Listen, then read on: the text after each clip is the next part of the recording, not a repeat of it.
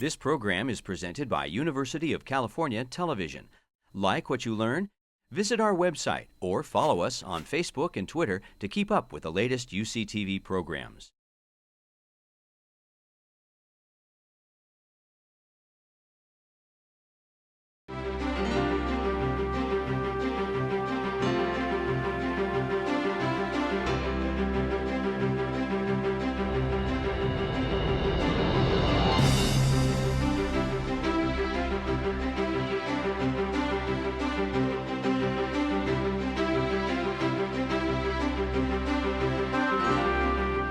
So as I was walking up to the podium, actually, Michelle said something, I can't believe it. These are the streets that I go through, right? I mean, to go.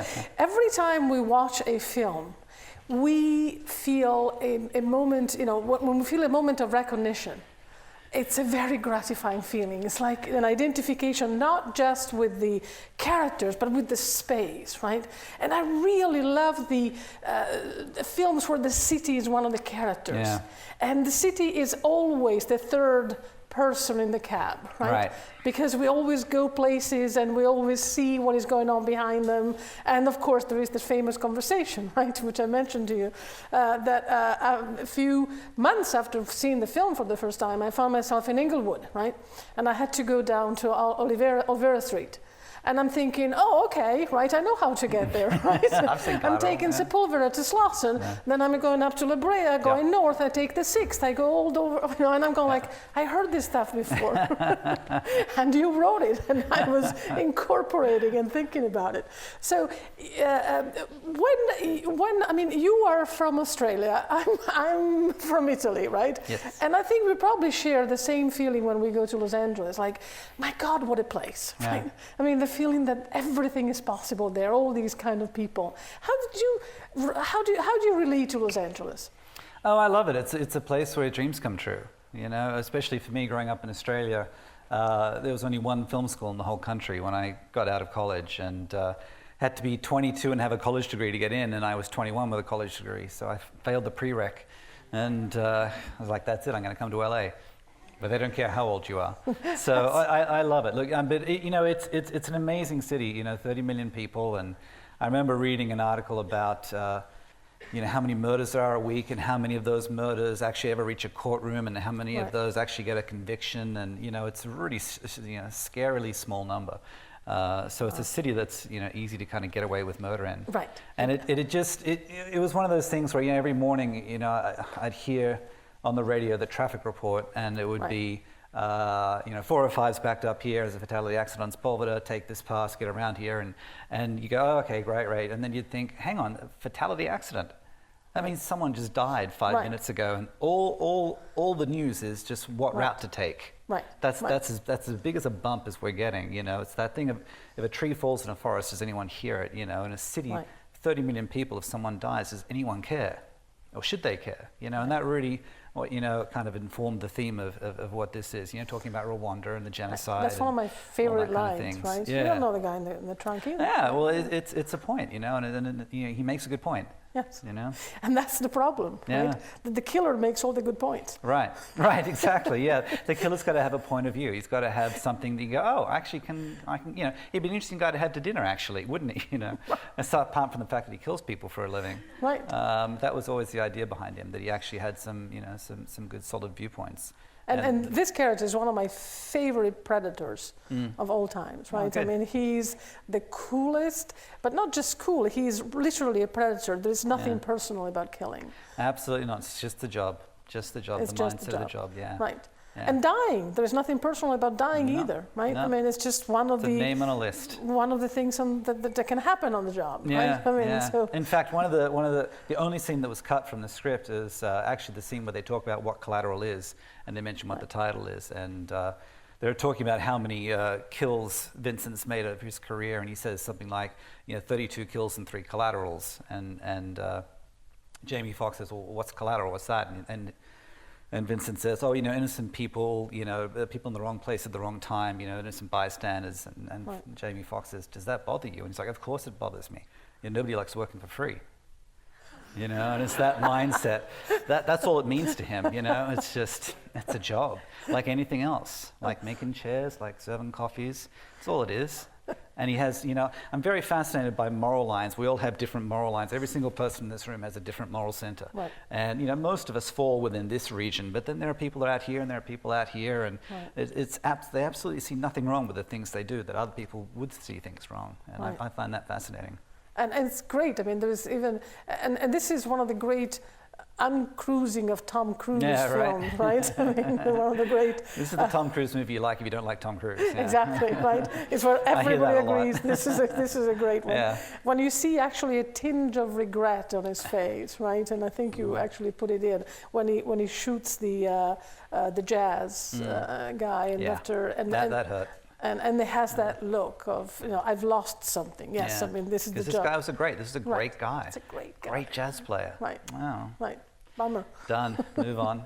Yeah, look, it is. You know, I think Tom really just dove into that part and kind of disappeared into it, and you kind of forget that it's Tom Cruise. You know, one of the things that Michael had him do was to dress up as a FedEx guy and go deliver FedEx packages and see if anyone recognized him. Wow. And he just kind of, you know, figured out how just to blend in and just not look people in the eye, and no one recognized him, you know. Fantastic. And so he had that kind of just disappearing into that, because that was the idea of that character. He could blend in anywhere.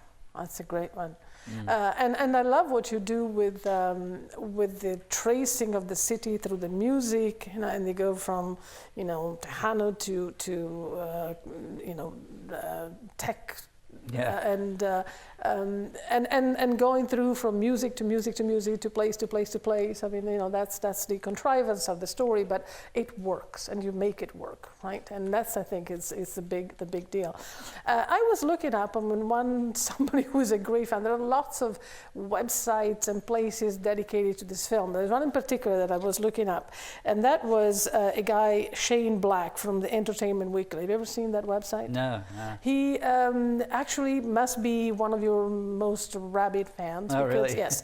He actually looks at the film and says, okay, this is 12 different films. And I'll just give you, you know, a few other things. It's a buddy movie. It's a horror movie, right? Vince is a ghost. You know, it comes from nowhere, ends up nowhere, right? It's this guy that goes round, you know, on the thing. It's a pre-apocalyptic film about the demise of Western civilization, right? I mean, the whole idea. Very perceptive. You never thought about that. Maybe I didn't know it. Right?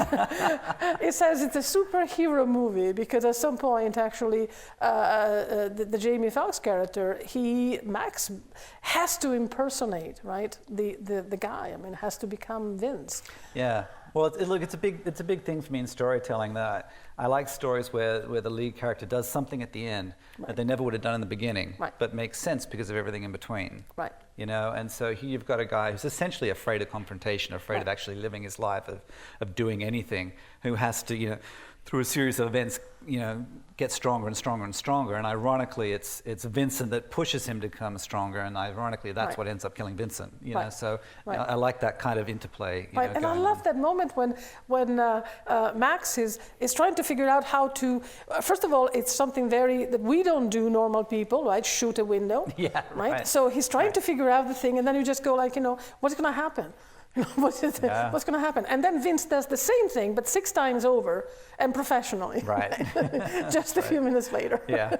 And that you know, constantly. So it's 12 movies. Let me just go to a couple of more. Superhero detective, but the detective dies, right? Yes. It's a movie about the impossibility of the American dream, that, you know, thing that he has. It's about decruising the cruise.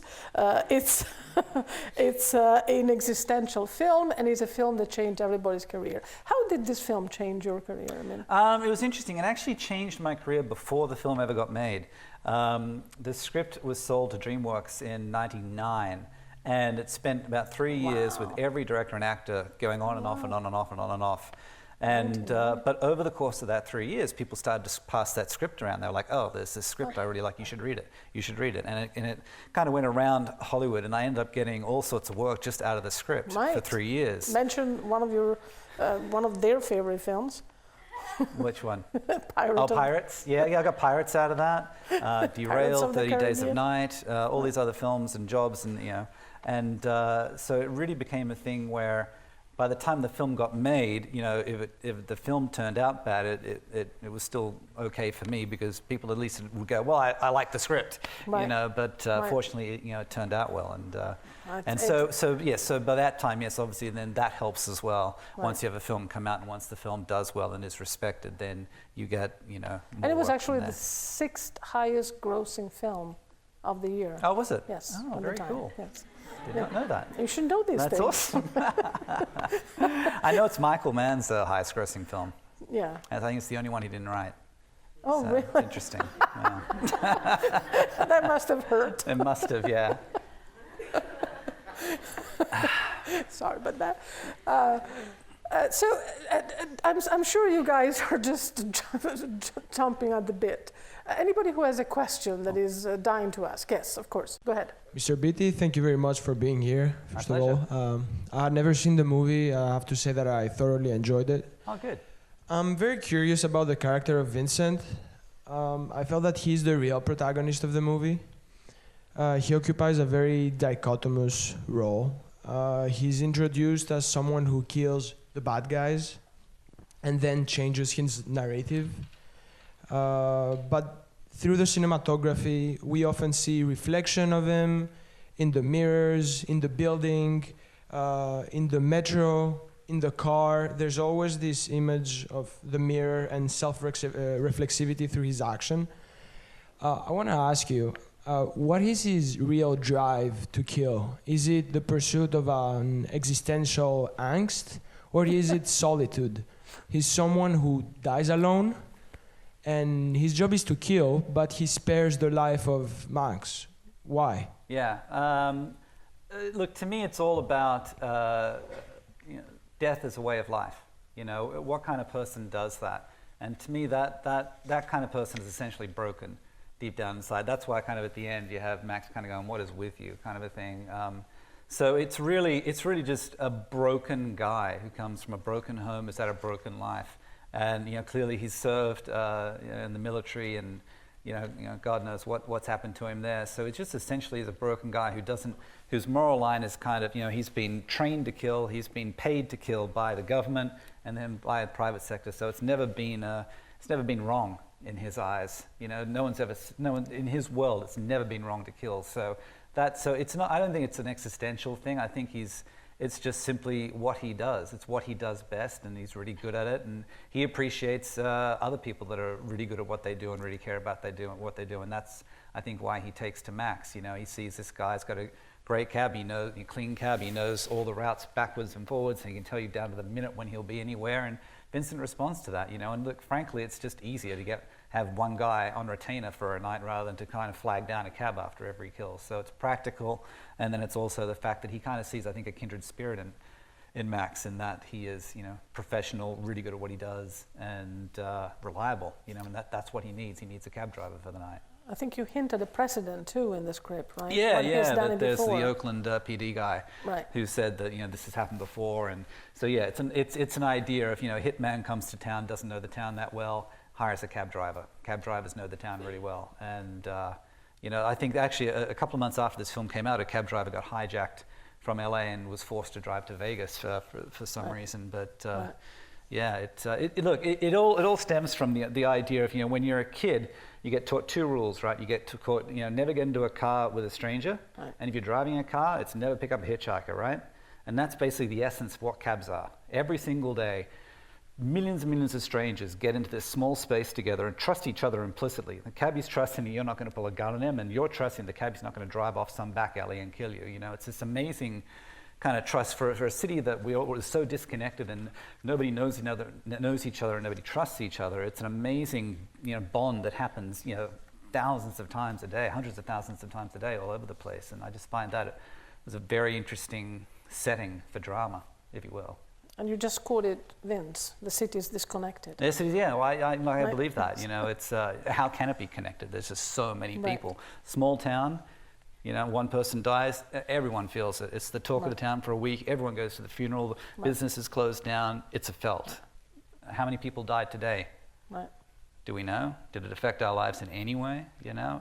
And look, I'm not saying we're all bad people or anything. I'm just saying this is the nature of living in a city of 30 million people. This is what we've become. The value of human life has decreased dramatically. And yet the film is so claustrophobic. Yeah. Right? Yeah. Because it's all we can get away. Well, it was designed to be a cheap film. It was meant to be two guys in a cab, you know, and that was it. And running, I was trying to make a little $5 million film. In fact, I had just done the $5 million draft of it when Michael and everyone finally came on board, and they made it for $60 million. So, you know, it was one of those things. But it was designed to be done relatively cheaply. Yeah. And of course, I mean, having the two guys in the cab offers all kinds of opportunities for the camera to be right behind, you know, exactly where the Dracula is, literally, right? Yeah. We keep looking at Max's neck. And well, you'll see in certain scenes too, Vincent moves literally behind Max, and then as there, you know, so it's, you know, when someone's right behind you, you're more uncomfortable. Right. At least there, you can kind of glance, you can see him in the mirror, you know. Right. So there's all sorts of ways you can stage within that car to make it interesting. Bring Vincent into the front seat, you know, all that kind of stuff. Absolutely. There was somebody else right in front somewhere that had raised a hand that I saw before. All right, how's it going? So, if this movie were made today, would Max have been an Uber driver? Yeah, probably. That's a joke. Okay, real quick. Look, I mean, would the film have been made today? You know, there's no superhero, there's no pre-existing title awareness, there's none of that stuff, and I don't know if it would get made today. That's true. Okay, and then the real question is, did you have any like specific influences? Like when you were writing this script, like day to day, would you see things and put them in your script, or were you like set on something and then like just like grinded it out and wrote it? I grinded it out over 10 years, yeah, that's grinding. Look, it was one of those, it was a crazy idea that I had in the back of a cab when I was 17. And then it became a first draft, second draft, third draft, and every year I would just take it out and rewrite it. And yes, over the years, things I'd seen, the traffic reports, like I was saying earlier, all that kind of stuff started to feed itself into the script, and it would start to alter, and we'd get a life, and it would have more of an identity than just a straight thriller. But initially, it was just like a straight concept, a high concept, two guys in a cab, one of them's a bad guy. What do you do, kind of a thing, that kind of everyman kind of a story. So over the years, things from my life, things that I deserve, just kind of seep their way into it, so it becomes more flavorful, more, like I say, more unique than just like a kind of standard high concept thing. And just kept rewriting and getting notes and rewriting and.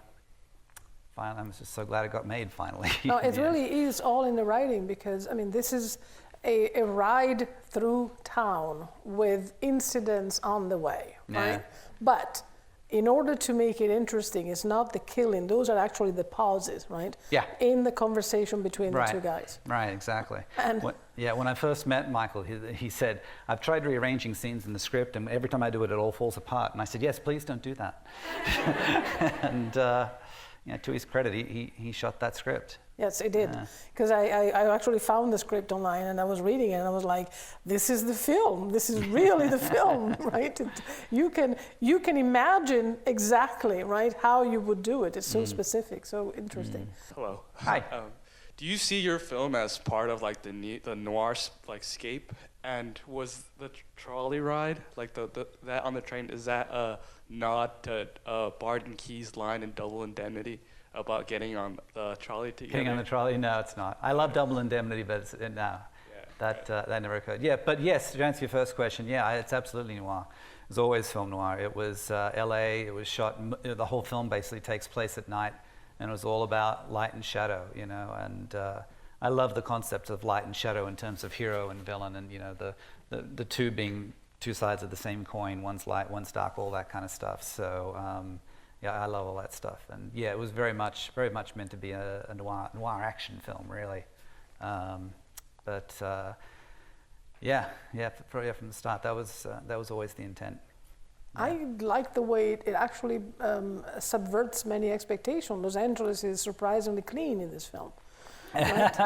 And it even takes place, and I like the fact that it's not only this kind of sprawling metropolis, but also the action takes place vertically. Yeah. Because you go from, you know, the 16th floor down to the subway, right?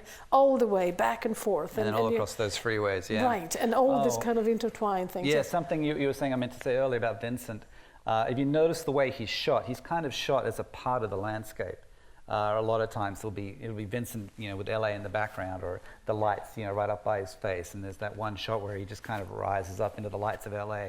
So I think, you know, a lot of, you know, dressing him in gray, all that kind of stuff was to kind of make him feel like an animal in LA, you know, like that he's a product of this great urban sprawl that we live in, kind of a thing. So, and he was blending into it by, you know, dressing like that, and just by, you know, blending into the landscape around him. That's why he shot that way, and why he was dressed that way, and all that kind of stuff. With the brilliant touch of the coyote, yes. which I can't get over. It's so perfect, right? The idea that every time you go to Los Angeles, you know, the wilderness is just around the corner, and it could be coming in, and the animal could be coming in. It's definitely right? coming in. All this is going to go away at some point. Yes. Has to. You know, who knows when, but you know, they're going to take over eventually, and they're just waiting.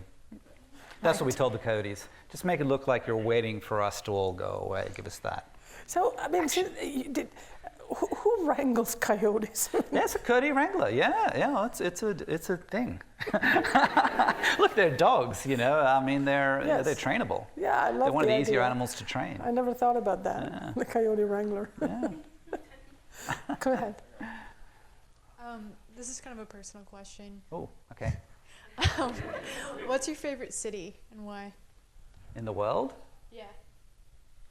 Wow. You know, I mean, LA is the place where I met my wife. I, you know, had my kids. You know, all my most favorite memories. You know, made my dreams come true. Allowed me to make movies. You know, so I think I would say Los Angeles as a place personally for me. You know, aesthetically, it's hard to beat Sydney. I think where I grew up, with the Opera House and the, you know, just beautiful to look at and all that. New York is just, you know, the most vibrant place that I've ever been. Vegas is just so much fun. You know, it's just adult paradise. You know, you know, I guess it's what you're in the mood for. You know, Vancouver's gorgeous, gorgeous city, a lot like Sydney. But just, I think for me personally, it would have to do with, you know, what city has changed my life most for the better, and that's definitely LA. And that's also Max's reply, right? Yeah, no, it's his city loves LA. Yeah, it's his home. Live. Yeah, right, exactly. That's, yeah, there you go. Yep. Write what you know. You put yourself in your characters. Yes. All right. Hi. So from the story that you told, it seems like you had a pretty amicable relationship with the director, Michael Mann, because it seems like he was pretty on board with like your vision and your story, and he was cool with not really changing things around.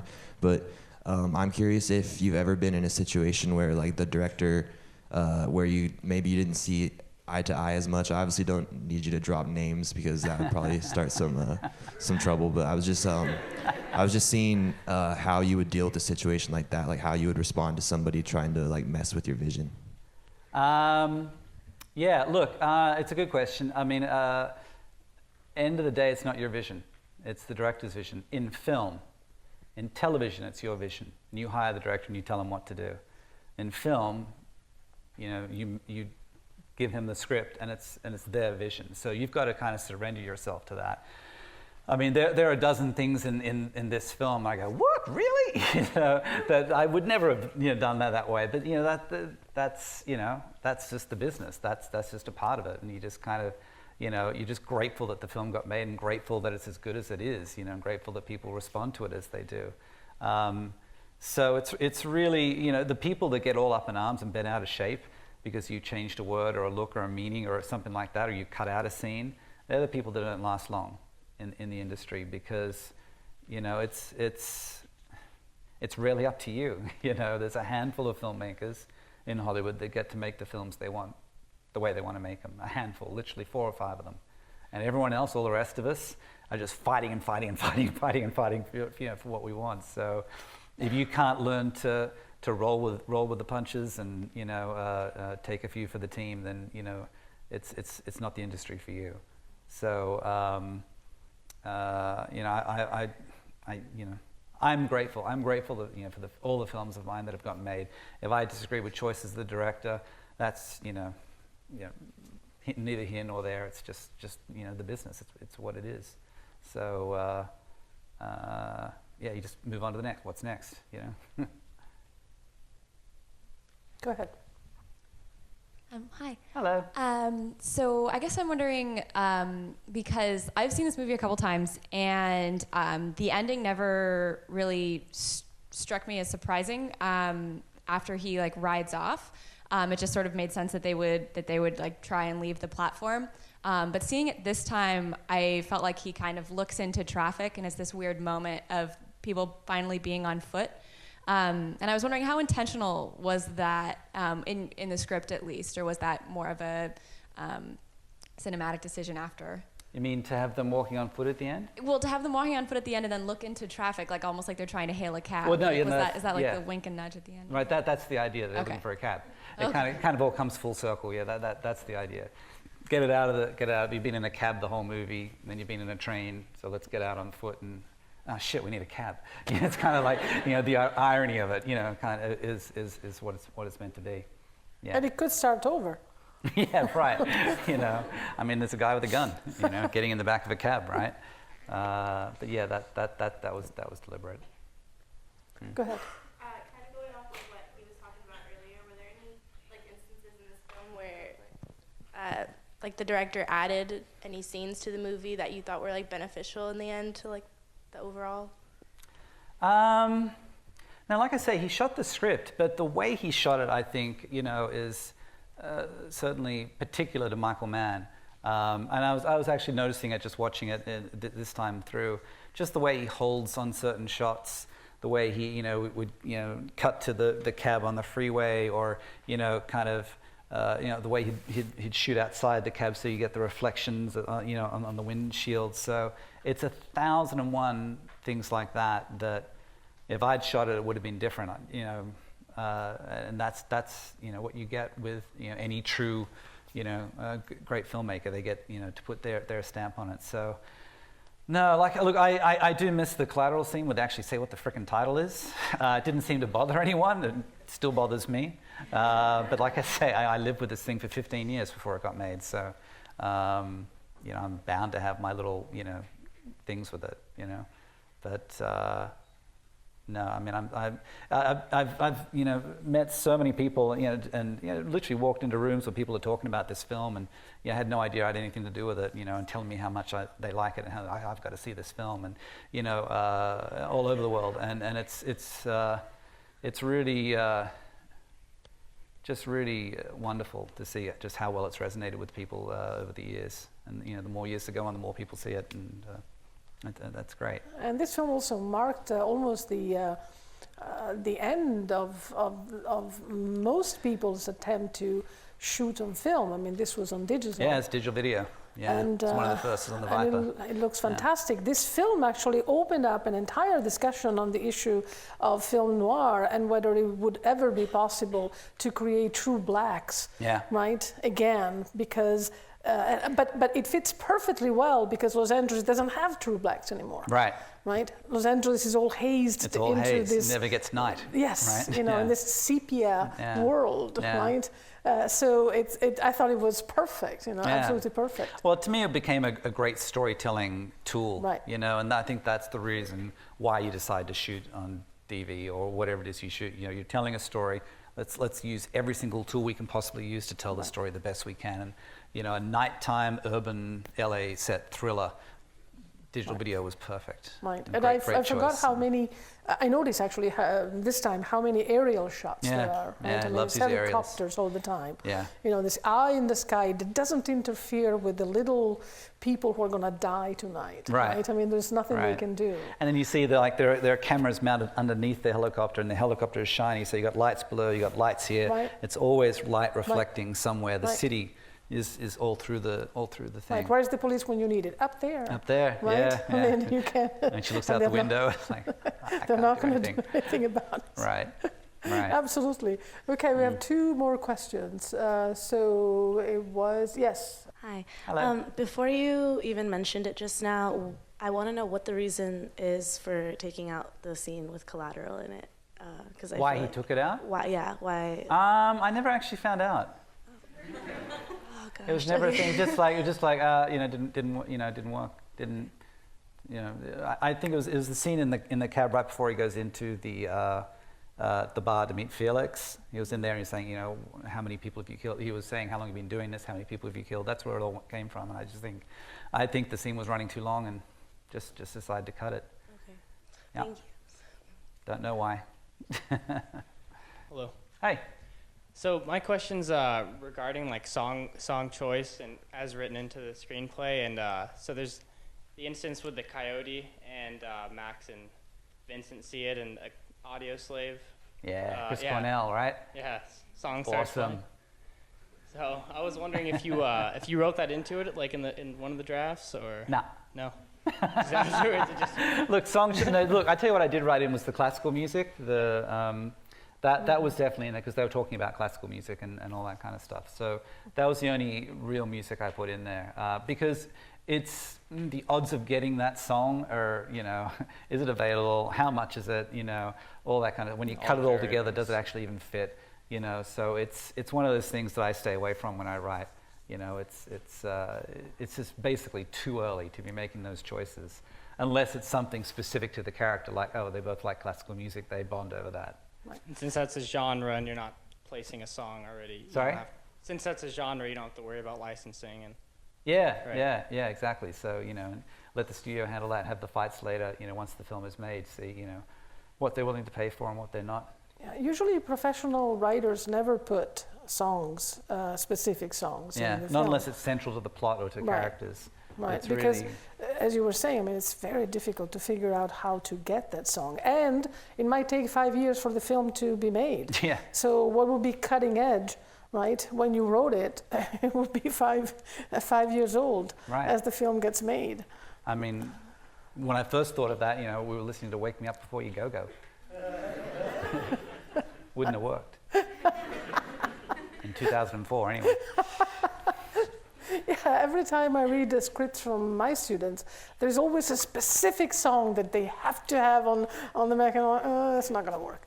No. Look, it's one of those things. I used to cover scripts for a living, which means I used to read professionally for producers or studios and write synopses and say whether I liked it or not and break down story and structure and dialogue and all that kind of stuff. And you'd see the same 5 mistakes in every script, and one of them was like, this song here and that song there, and it's just one of those things where the guy, you can tell the writer's writing more with songs to tell what they should be figuring out how to tell in the writing, in the picture. Right. The very first thing you got to do is create a picture on the page, and that doesn't mean using Chris Cornell because that's just cheating. Don't Stop Believing or something. Oh, I get it now. Well, I better get that song. No, write me a scene where the guy, really, doesn't want to stop believing. Figure out a way to do it visually is what I'm saying. You know what I mean? Yeah. Work. You got to really work at it and really paint that picture, and then, someone comes along with the idea to use that song, great, and they can use it, great. Sometimes I think songs are too on the nose. I think the song choice in this film was really good. All the songs just kind of, spoke to a feeling. What does shadow and the sun mean? I don't know, but it's cool. It's Chris Cornell. It's Audio Slave. Love it. What are your projects currently? Yes, and what do you do? Talk about your directing a little bit and your writing. Oh, okay. So I always wanted to be a director, and I figured, I would write scripts and learn from directors, which I did, learning from Michael, being on set, watching how he directed, being on Pirates, being on, these other films, 310 to Yuma with James Mangold, just Baz Luhrmann on Australia, really top of the line directors, just watching what they did. And then finally I was offered something a book to adapt. It was called Tomorrow When the War Began. And I said, well, I'll adapt it if you let me direct it. I basically blackmailed them, and they were like, well, all right. And so I finally got to direct. So that was my first film. It was an action movie set down in Australia. And then my second film was I, Frankenstein, which came out last year, which I wrote and directed. And then currently I'm working on several projects, a couple of films and some television shows, one of which actually is kind of like Collateral, the TV show. It's called Syndicate, and it's about a hitman who works for a transnational crime That's syndicate. Interesting. Yeah, but it gets into this kind of mindset of death as a way of life, living for the sake of dying, all that kind of stuff. I just find it fascinating. Great idea. And especially now that we've been through 2 wars, and you've got a whole bunch of broken veterans coming home, and what is their psyche on what it's like to kill, especially after being in places like Afghanistan and Iraq, where the price of life is as low as it's ever been in human history. So it just creates fascinating characters that are really messed up. A lot of fun to write. More messed up characters. Yeah. Okay. Well, this was a great pleasure, and I hope to see you again sometime on this. I'd love to. In this place, right? My pleasure. Right. Thank you so much. Thanks, Anna. Thank you.